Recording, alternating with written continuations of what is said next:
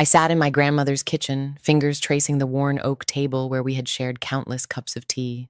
Morning light filtered through her lace curtains, casting soft shadows across the faded wallpaper. Every corner of this house held a memory, her voice, her warmth, her love. She had been gone for 6 months, but her presence still lived in every room. The silence shattered when I heard heels clicking against the hardwood floor.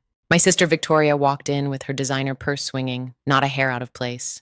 My parents followed close behind, their faces heavy with forced seriousness. "Well," Victoria said, barely glancing up from her phone. "When are you planning to move out?" I took a slow sip of tea from Grandma's favorite china cup. "Good morning to you too, Vic." She rolled her eyes. "Don't be difficult, Emma. The lawyer read the will yesterday. This is my inheritance now." My mother stepped forward, wringing her hands nervously. "Emma, honey, we know this is hard, but the will was very clear." I looked at each of them, Victoria's smug satisfaction, Mom's forced sympathy, Dad's careful silence. They had no idea what was really coming. "Actually," I said quietly, "I'm not going anywhere." Victoria's head snapped up. "Excuse me? You heard me."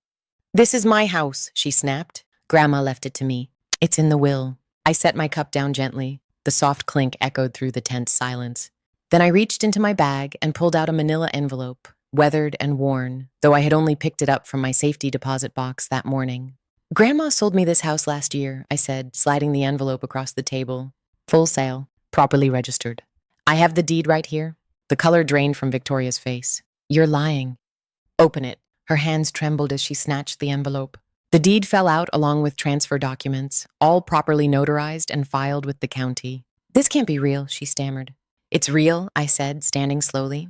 "Grandma and I arranged everything last spring. She knew exactly what she was doing." Mom leaned in, scanning the papers. "But how could you afford this?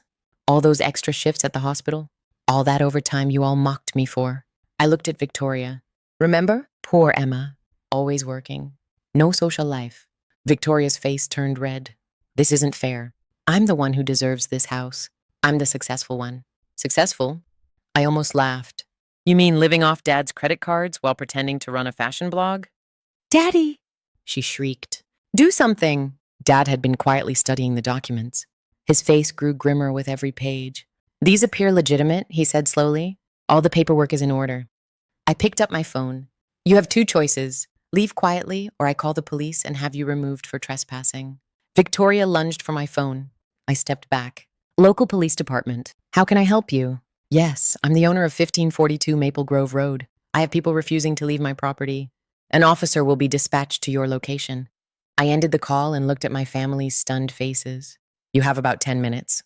Victoria's composure cracked completely. "You planned this all along?" "No," I said quietly. "Grandma planned it. She knew exactly who you were, Vic. All those times you were too busy to visit, too important to help when she was sick. Who do you think sat with her through chemotherapy? Who drove her to every appointment?" The sound of sirens in the distance cut her off. "Time's up." 3 days later, I received an email from our family lawyer requesting an emergency meeting. I arrived at 2 p.m. in the navy suit Grandma had helped me pick out. Victoria was already there with 3 unfamiliar lawyers. Mom and Dad sat in the corner looking exhausted. Victoria's lawyers claimed Grandma had not been of sound mind when she sold me the house. I opened my briefcase calmly. "Before we continue," I said, "there's something you need to see." I handed a USB drive to the lawyer. It contained video documentation of the sale, including medical clearance from 3 separate doctors, confirming Grandma's full mental competency. Then the screen lit up with Grandma's face, recorded from her study, looking directly into the camera. "If you're watching this," she began, "it means Victoria is contesting my decision. I want to be very clear. I sold this house to Emma of my own free will. But more importantly, I need to explain why." The room went completely silent. 2 years ago, I discovered someone had been embezzling from the family foundation, the one I built to help children with cancer. "Victoria, I watched you transfer those funds. I watched you steal from sick children to fund your lifestyle. I have every record, every fake invoice." Victoria jumped to her feet. "Turn it off!"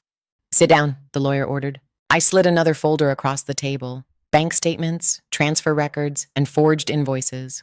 Grandma kept everything. Then I opened the carved wooden box Grandma had given me the night before she passed. Inside was a final envelope. Her controlling shares in Dad's company transferred to me. Dad's voice broke. $500,000 through fake vendor accounts, Victoria. Our company is barely surviving."